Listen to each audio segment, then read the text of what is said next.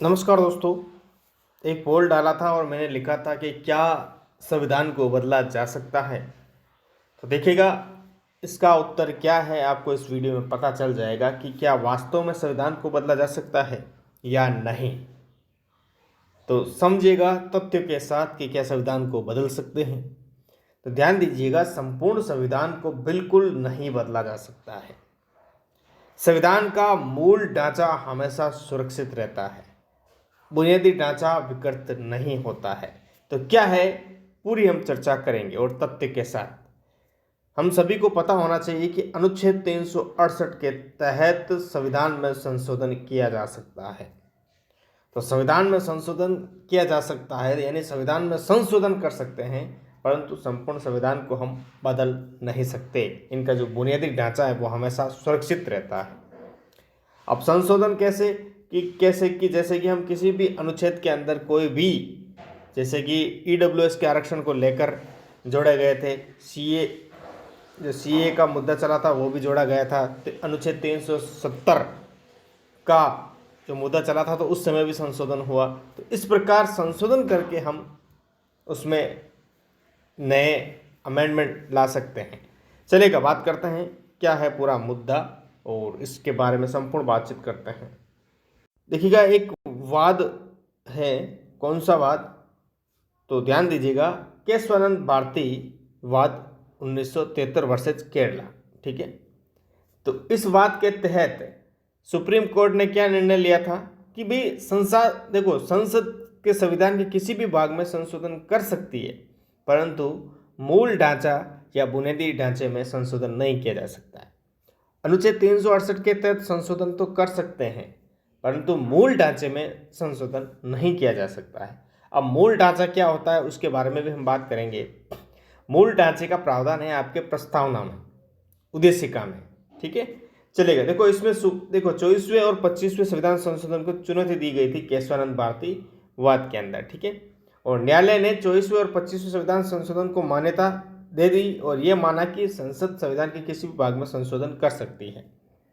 संसद संविधान के किसी भी भाग में संशोधन कर सकती है, किसी भी भाग में संशोधन किया जा सकता है। अतः ये मूल अधिकारों में संशोधन करके उनमें कटौती कर सकती है, तो है ही। और इसी के साथ लेकिन संसद के बुनियादी ढांचों के साथ कोई छेड़छाड़ नहीं कर सकती है। तो बुनियादी ढांचा क्या होता है इसके बारे में भी हम बात करेंगे। ठीक है, चलेगा। पहली बार सुप्रीम कोर्ट ने संविधान के बुनियादी ढांचे की अवधारणा दी। अब बुनियादी ढांचा क्या होता है उसके बारे में बात करेंगे। यानी कुल मिला के बुनियादी ढांचा होता है प्रस्तावना। अब सबसे बड़ी बात है कि सबके दिमाग में आ रहा होगा कि जब नहीं बदला जा सकता है तो फिर संशोधन मतलब क्या है। अरे बदलने जैसा ही है, मतलब संपूर्ण बदला नहीं जा सकता, परंतु जो कानून आप लाना चाह रहे हैं वो संसद में बहुमत के माध्यम से आप ला सकते हैं। एक तो होता है साधारण बहुमत, एक होता है विशिष्ट बहुमत। तो इन बहुमत के आधार पर, साधारण बहुमत के अंदर दोनों की सहमति होती है, जो भी पार्टियां वहां पर बैठती है, तो साधारण बहुमत के माध्यम से जो भी बिल होता है वो पारित हो जाता है। विशिष्ट बहुमत के लिए विशिष्ट कानून, जिसकी 2/3 का बहुमत होना संसद में जरूरी है, तो उसके माध्यम से विशिष्ट कानून पारित होते हैं।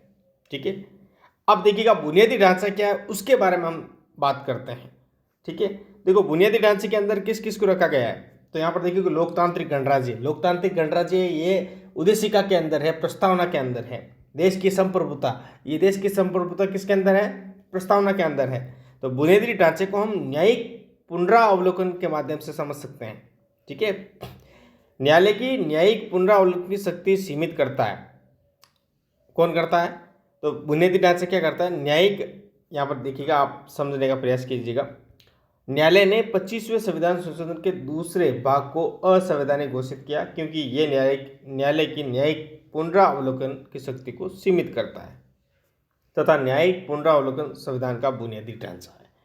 ठीक है, आगे बात करते हैं इसके साथ ही। अब देखो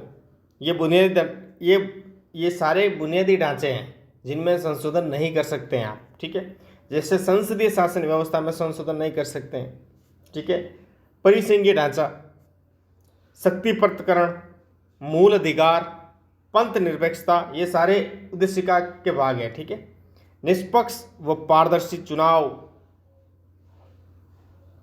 न्यायिक पुनरावलोकन और स्वतंत्र न्यायपालिका और संविधान की सर्वोच्चता, देश की अखंडता, एकता, कल्याणकारी राज्य, व्यक्ति स्वतंत्रता व गरिमा, विधि का शासन, मूल अधिकारों व नीति निर्देशक तत्वों के बीच सामंजस्य या संतुलन, समता का सिद्धांत, संविधान में संशोधन करने की शक्ति, संसद की सीमित शक्ति, न्याय तक प्रभावी पहुंच, अनुच्छेद 32 जो कि सुप्रीम कोर्ट में रिट दायर कर सकता है, 136, 141, 142 के तहत सुप्रीम कोर्ट की शक्तियाँ हैं, अनुच्छेद 226 हाई कोर्ट की शक्ति है, 227 के तहत हाई कोर्ट को शक्तियाँ दी गई है।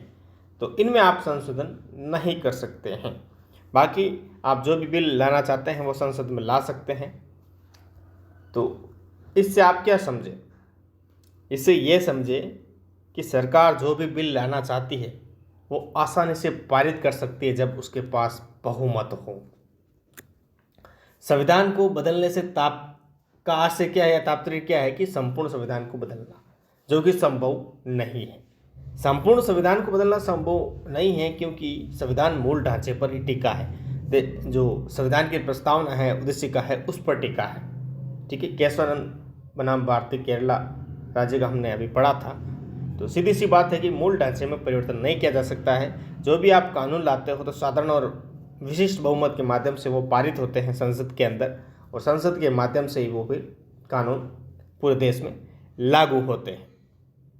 तो संपूर्ण संविधान को नहीं बदला जा सकता है, संविधान में संशोधन किया जा सकता है अनुच्छेद 368 के तहत। अब देखो, संशोधन कर सकते हैं तो जो सरकार कानून लाना चाहती है वो आराम से ला सकती है। तो जो कानून वो लागू करना चाहती है वो आराम से कर सकती है। क्यों? जब उनके पास बहुमत हो। ठीक है, तो इससे आप क्या समझे कमेंट बॉक्स में ज़रूर बताएं। धन्यवाद।